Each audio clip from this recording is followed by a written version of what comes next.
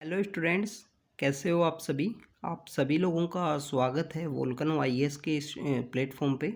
Students, ये हमारी environment की सीरीज़ है। इस सीरीज़ के थ्रू हम एमसीक्यूज़ के थ्रू मल्टीपल चॉइस क्वेश्चन जो होते हैं उनके थ्रू आपका जो बहुत सारे जो कॉन्सेप्ट्स हैं वो क्लियर कर रहे हैं। बहुत सारे जो टॉपिक्स हैं उनको इन्हीं के थ्रू डिस्कस कर रहे हैं। तो एक रिवीजन का एक बेस्ट तरीका है, आप एमसीक्यू के थ्रू जब क्वेश्चंस को सोल्व करोगे तो आपके रिवीजन का सबसे बेस्ट तरीका होता है। इसके अलावा स्टूडेंट्स, ये सीरीज हमने क्यों लॉन्च की है? सबसे पहले इम्पोर्टेंट बात स्टूडेंट्स, आपको पता होगा इन्वायरमेंट की जो इम्पोर्टेंस है वो काफ़ी ज़्यादा इम्पोर्टेंस है हमारे प्रीलिम्स के एग्जामिनेशन में। स्पेशल आप देखिए कि आउट ऑफ द 100 जो 20 क्वेश्चन हैं या 15 क्वेश्चन हैं, तो 15 to 20 क्वेश्चन हैं जो आपको देखने को मिलेंगी इन्वायरमेंट सेक्शन से, या इसके भी जो सब सेक्शंस हैं, कोई वाइल्ड लाइफ से मिलेगा, कोई आपको नेशनल पार्क से मिलेगा। तो इस तरीके से आपको यहाँ पे क्वेश्चन देखने को मिलेंगे। तो ये काफ़ी ज़्यादा इम्पोर्टेंट है, इनका कंटिन्यू प्रैक्टिस होना चाहिए। और हमारा जो एग्जामिनेशन में है ज़्यादा समय नहीं बचा है स्टूडेंट। जब जनवरी फरवरी का समय आएगा तो उस समय में हम टेस्ट सीरीज लगाएंगे, टेस्ट सीरीज़ को डिस्कस करेंगे, सभी चीज़ों को डिस्कस करेंगे। अभी जो है हम through out the preparation touch में रहें।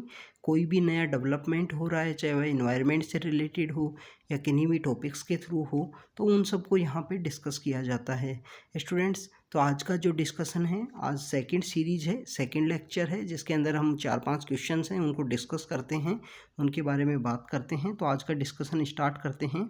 सबसे पहले बात करें, नेशनल डिजास्टर मैनेजमेंट अथॉरिटी से रिलेटेड ये क्वेश्चन है स्टूडेंट्स। आपको पता होगा जो हमारा डिजास्टर मैनेजमेंट एक्ट है, जो 2005 के अंदर में, 2005 के अंदर में हमारा एक्ट आया, डिजास्टर मैनेजमेंट एक्ट है जो आया 2005 के अंदर। स्टूडेंट्स, इसी एक्ट का एक सेक्शन है, सेक्शन 2D, सेक्शन 2D।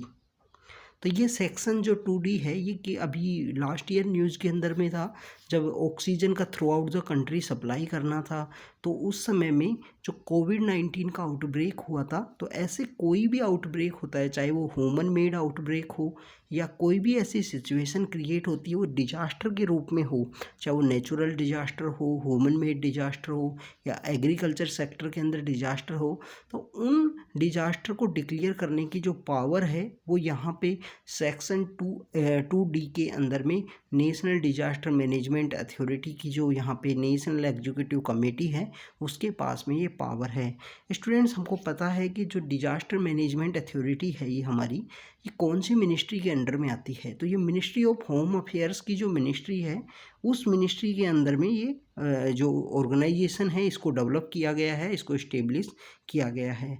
अगर हम बात करें, जो प्राइम मिनिस्टर हैं हमारे, जो ऑनरेबल प्राइम मिनिस्टर हैं, इसके एक्स ऑफिशियो चेयरपर्सन होते हैं, चेयरमैन होते हैं नेशनल डिजास्टर मैनेजमेंट अथॉरिटी के। स्टूडेंट्स, सबसे इम्पोर्टेंट बात कि जैसे पीएम सेंटर में नेशनल डिजास्टर मैनेजमेंट अथॉरिटी के हेड होते हैं, उसी तरीके से स्टेट के अंदर जो स्टेट की डिजास्टर मैनेजमेंट अथॉरिटी है उसको वहाँ पे हेड करते हैं सीएम। और अगर हम बात करें कि डिस्ट्रिक्ट के अंदर जो डिजास्टर मैनेजमेंट का जो काम देखते हैं वो करते हैं डीएम, जो डिस्ट्रिक्ट मजिस्ट्रेट होते हैं। तो स्टूडेंट्स, पीएम स्टेट के अंदर सीएम और डिस्ट्रिक्ट के अंदर इस जो डिजास्टर मैनेजमेंट अथॉरिटी जो वहाँ पे कमेटी होती है उसको हेड करते हैं वहाँ के जो डिस्ट्रिक्ट मजिस्ट्रेट होते हैं, या कोई कुछ स्टेट्स में जिनको कलेक्टर बोला जाता है, वो वहाँ पे हेड करते हैं। तो स्टूडेंट्स, ये हमको पता है मिनिस्ट्री ऑफ होम अफेयर्स के अंडर में आती है। और इसके जो चेयरपर्सन होते हैं, एक्स ऑफिशियल चेयरपर्सन कौन होते हैं? प्राइम मिनिस्टर, इस अथॉरिटी के, नेशनल डिजास्टर मैनेजमेंट अथॉरिटी के। तो स्टूडेंट्स, यहाँ पे जो आंसर होगा सी होगा। दोनों स्टेटमेंट यहाँ पे करेक्ट हैं। स्टूडेंट्स, आपको इस एक्ट के बारे में कुछ प्रोविजंस पता होने चाहिए।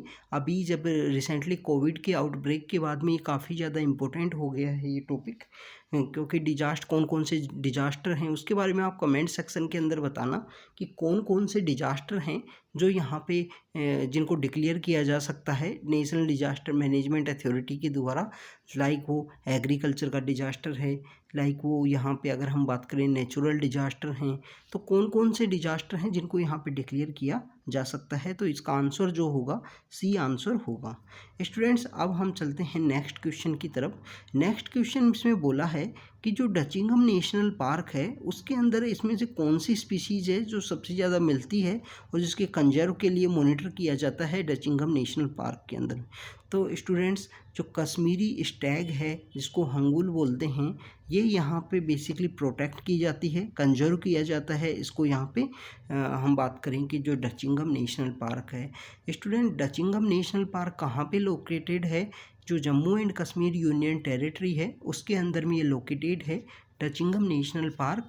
जब जम्मू एंड कश्मीर जब स्टेट हुआ करता था उस समय में 1981 में इसको डिक्लेयर किया गया था नेशनल पार्क। अगर हम बात करें कि ये प्रोटेक्टेड एरिया तो काफ़ी पहले से हुआ था, पर यहाँ पे जो सबसे फेमस जो जानवर पाया जाता है वो है यहाँ पे कश्मीरी जो स्टैग है वो पाया जाता है। और इनका जो IUCN स्टेटस है वो क्रिटिकल एंडेंजर्ड है।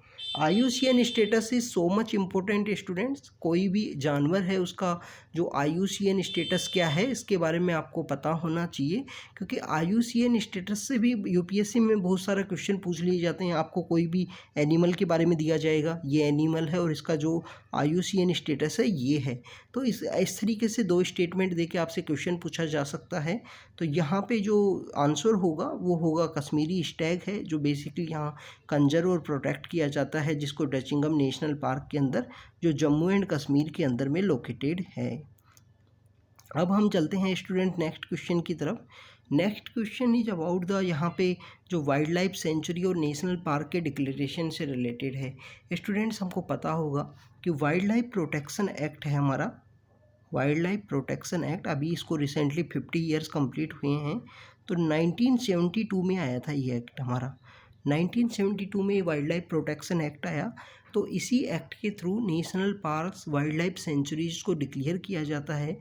स्टूडेंट सबसे इम्पोर्टेंट बात ये है कि ये जो प्रोटेक्टेड एरिया जो डिक्लेयर किए जाते हैं सिर्फ एक यहाँ पे सोर्स ऑफ पावर जो सेंटर ऑफ पावर है उसके द्वारा नहीं किए जा सकते।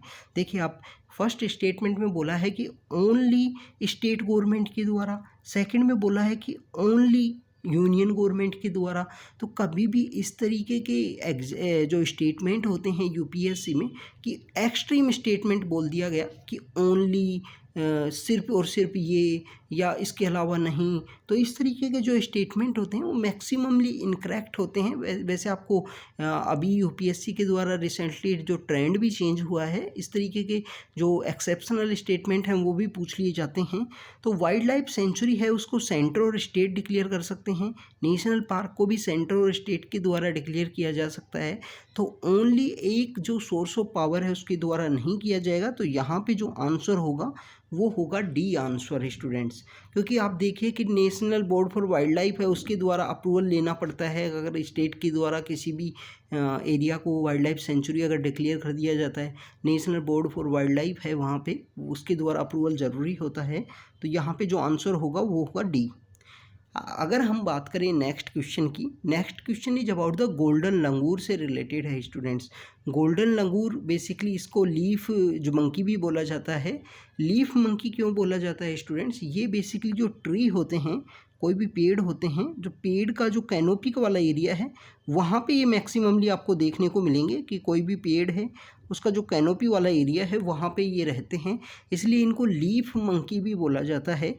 बेसिकली इसमें बताया गया है स्टूडेंट कि फर्स्ट स्टेटमेंट में बोला गया है कि it is endemic to western Ghat and Palani hills in the India. तो स्टूडेंट्स आपको पता है कि जो गोल्डन लंगूर है ये बेसिकली अपने फर जो होते हैं इसके, उसकी वजह से इसका जो कलर होता है वो उनका गोल्डन होता है, इसकी वजह से इसको जाना जाता है।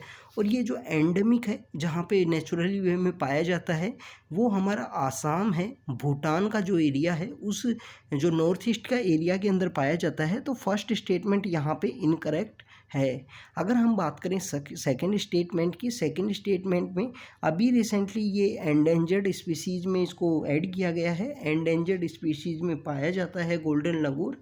तो स्टूडेंट्स हायर कैनोपी में मिलता है, एंडेंजर्ड इसका IUCN स्टेटस है। इसके अलावा जो वाइल्ड लाइफ प्रोटेक्शन एक्ट का हमारा जो शेड्यूल 1 है उसके अंदर ये मिलता है।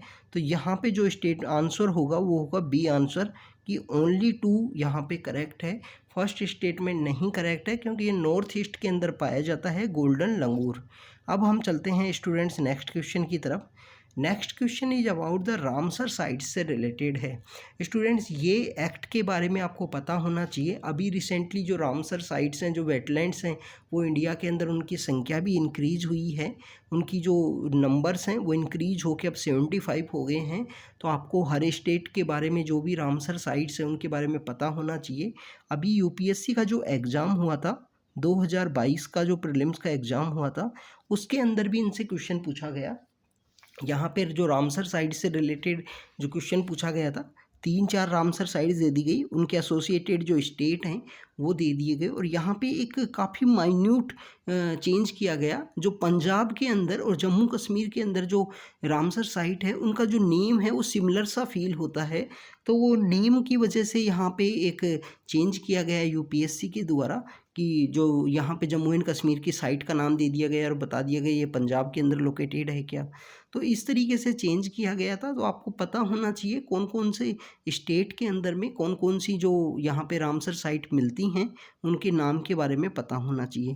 तो स्टूडेंट सबसे पहले हम बात करें फर्स्ट स्टेटमेंट की, तो इसमें बोला है कि जो फेमस रामसर कन्वेंशन है जो 1971 में हुआ। अब ये रामसर क्या है, कौन सी जगह है? अगर हम बात करें स्टूडेंट्स, ईरान जो कंट्री है, ईरान के अंदर एक जगह है रामसर, तो वहाँ पे ये कन्वेंशन है जो हुआ था, वहाँ पे मीटिंग हुई थी, सभी लोग मिलके बात की है कि इनको प्रोटेक्ट करना है हमको, तो इनको रामसर कन्वेंशन बोला जाता है। वेटलैंड के कंजर्वेशन से रिलेटेड है। तो ये इसमें बोला गया है कि ये one of the important UN environment convention है। तो स्टूडेंट्स ये यूएन इन्वायरमेंट का कोई कन्वेंशन नहीं है, ये बेसिकली यहाँ पे जो कन्वेंशन है ये यूनेस्को का कन्वेंशन है वेटलैंड के कंजर्वेशन से रिलेटेड। इसके अलावा बताया गया है कि रामसर कन्वेंशन से रिलेटेड जितनी भी साइट्स होती हैं, जो डेजिग्नेटेड रामसर साइट होती हैं, उनको मॉन्ट्रियक्स रिकॉर्ड के अंदर ऐड किया जाता है। स्टूडेंट्स मॉन्ट्रियक्स रिकॉर्ड क्या है इसके बारे में पहले आपको पता होना चाहिए। मॉन्ट्रियक्स रिकॉर्ड के अंदर उन रामसर साइट्स को ऐड किया जाता है जहाँ पे ह्यूमन की वजह से या नेचुरल वे में जो इन्वायरमेंट है उसका जो स्टेटस है कंटिन्यू डिक्लाइन हो रहा है, तो उन रामसर साइट्स को ऐड किया जाता है। जैसे हम इंडिया में बात करें, जो मॉन्ट्रियक्स रिकॉर्ड के अंदर में जो इंडिया में जो साइट्स हैं, 2 साइट हैं। एक हम बात करें कि जो केवलादेव का जो वेटलैंड है, केवलादेव वेटलैंड है जो राजस्थान के अंदर लोकेटेड है, तो जो केवलादेव है वो है। इसके अलावा स्टूडेंट्स आपको पता होगा मणिपुर के अंदर एक है लोकटक लेक, मणिपुर के अंदर जो लोकटक लेक है वो यहाँ पे इसका पार्ट है। तो लोकटक लेक, और यहाँ पे अगर हम बात करें कि जो केवलादेव है जो मॉन्ट्रियक्स रिकॉर्ड के पार्ट हैं। इसके अलावा उड़ीसा के अंदर एक लेक मिलती है चिल्का लेक। चिलिका लेक पहले इसका पार्ट थी मॉन्ट्रियक्स रिकॉर्ड का, पर प्रेजेंटली उसको रिमूव कर दिया गया है क्योंकि वहाँ पे जो इन्वायरमेंट का जो वहाँ का इकोसिस्टम है उसका जो स्टेटस है वो डिक्लाइन इम्प्रूव हुआ है। तो स्टूडेंट्स यहाँ पे दोनों स्टेटमेंट इनकरेक्ट हैं, तो इसका जो आंसर होगा वो यहाँ पे होगा डी आंसर। सभी साइट्स को नहीं ऐड किया जाता है मॉन्ट्रियक्स रिकॉर्ड में, और यूएन इन्वायरमेंट का इम्पोर्टेंट कन्वेंशन नहीं है, ये यूनेस्को का कन्वेंशन है। स्टूडेंट्स ये हमने देखा यूएन इन्वायरमेंट के बारे में, कल हमने फर्स्ट सीरीज़ के अंदर देखा था कि यूएन इन्वायरमेंट जो प्रोग्राम है 1972 में आया, और उसके बाद में उसका जो हेडक्वार्टर है वो केन्या के अंदर लोकेटेड है, नैरोबी में। तो स्टूडेंट्स ये सब हमको पता होना चाहिए। तो आज हमने ये क्वेश्चंस को डिस्कस किया है। आपको जो भी इम्पोर्टेंट यहाँ पे जो इन्फॉर्मेशन मिली है उसको नोट डाउन कीजिए स्टूडेंट्स। हम इसी तरीके से कंटिन्यू प्रैक्टिस करते रहेंगे, सभी सब्जेक्ट के क्वेश्चंस को, टॉपिक्स को, जो भी चीज़ें हैं उन सभी को डिस्कस करेंगे। तो students thank you very much.